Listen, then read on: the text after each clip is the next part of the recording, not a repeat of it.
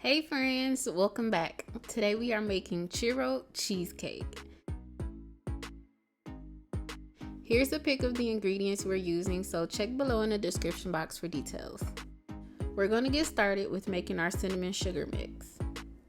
Add a half cup of granulated sugar to a small bowl.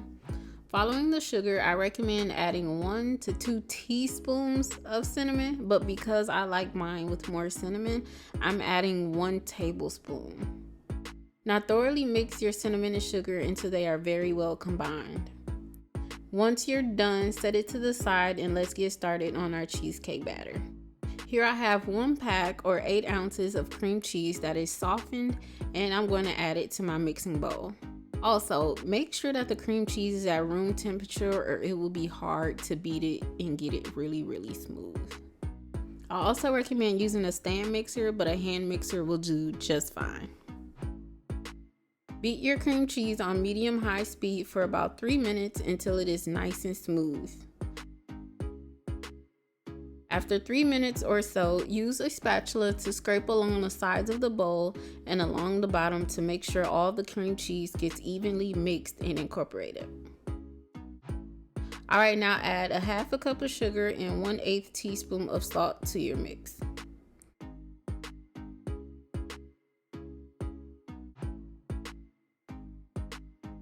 Resume mixing for another 3 minutes or so on medium-high speed until the sugar is well dissolved. When you see that the sugar is well mixed in, stop your mixer. And as you did before, use a spatula to scrape down the sides and give it a mix along the bottom.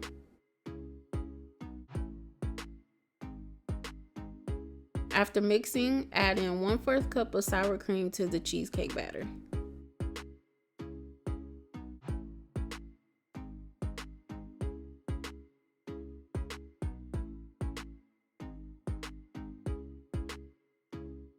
Mix in the sour cream on low speed just until it's combined.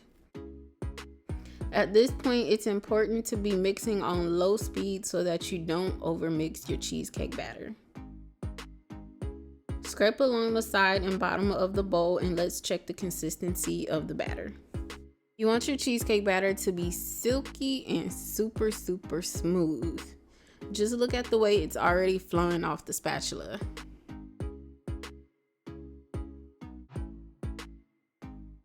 Alright, go ahead and add in 2 teaspoons of clear vanilla.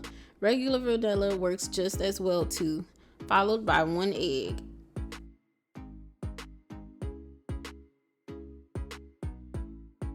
Mix on low speed for about 1.5 minutes just until the egg is almost combined.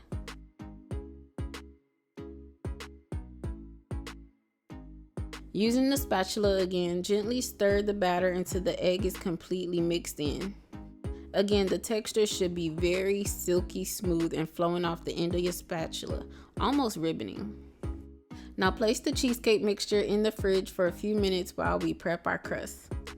Here I have some butter and I'm going to place a few tablespoons of it into a small bowl and melt it.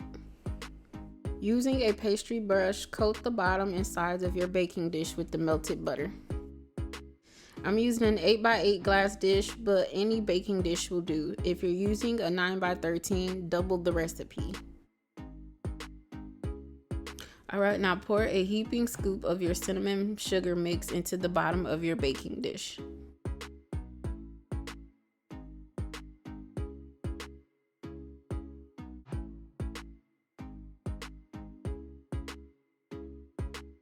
Make sure you get the sides covered too, then pour the excess sugar that doesn't stick back into your bowl. Alright, we're gonna prep our crust, and this step is optional, but I find that it helps with maneuvering the dough and making sure it doesn't tear apart.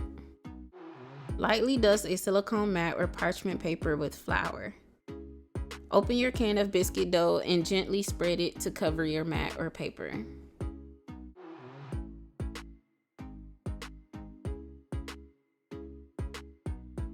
Again, being very gentle, separate the dough in half at the perforated line.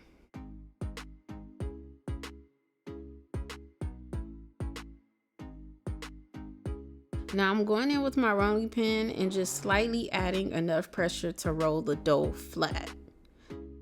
Flip the dough and roll out again until it's flat.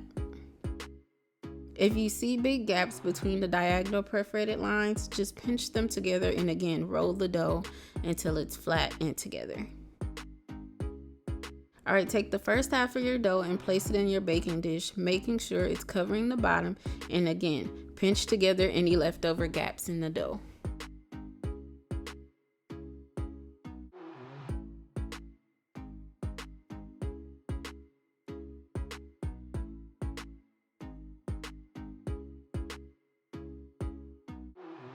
Give your cheesecake batter a small stir, then pour over the layer of dough.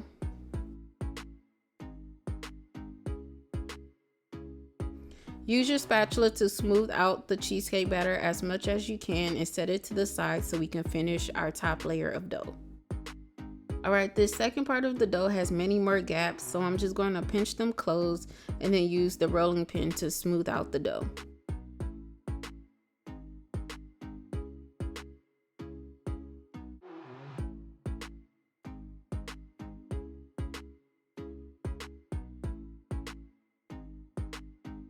Repeat on the other side as well.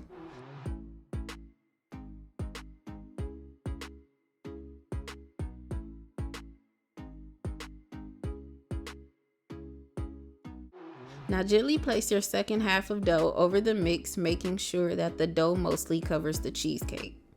It's totally okay if some of the cheesecake batter peeks out. See how that looks?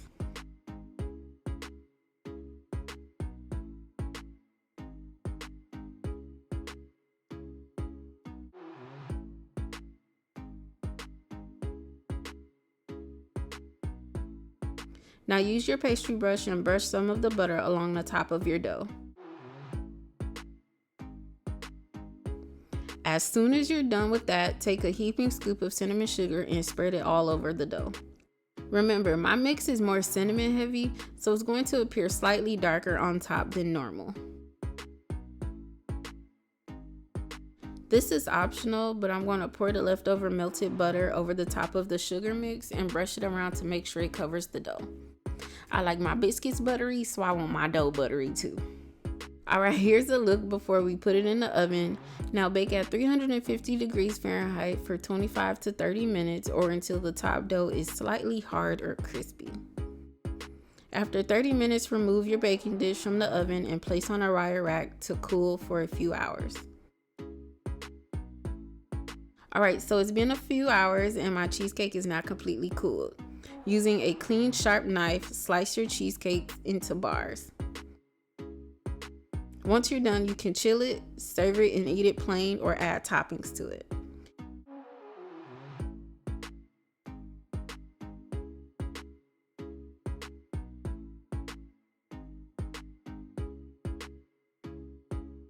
Here I have some freshly diced strawberries that I'm adding to the top of my cheesecake, and I'm going to add some homemade chocolate sauce and dulce de leche.